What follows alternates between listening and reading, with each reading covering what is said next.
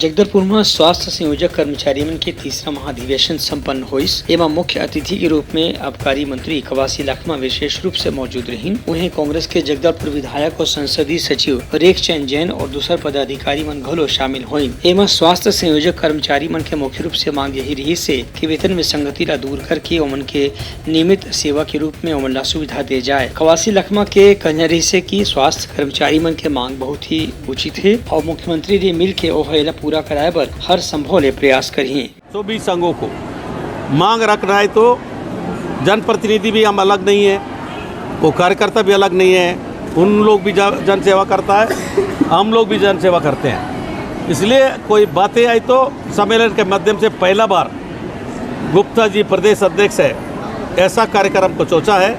मैं पूरा सोच कार्यकर्ता जो इसमें शामिल हुए हैं उनको सबको बधाई देता हूँ। इनको मेरे को मांग पत्र सौंपा है।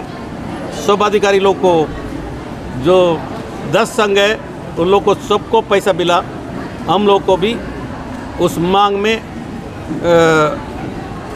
देना था, नहीं मिला। उन लोग ने प्रस्ताव दिया है। हमारे माननीय मुख्यमंत्री छत्तीसगढ़ सरकार, छत्तीसगढ़ के प्रदेश का मुखिया भूपेश बघेल से हम बात करेंगे, हम कोई ना कोई रास्ता निकालेंगे। ब्यूरो रिपोर्ट उटलंगा न्यूज़।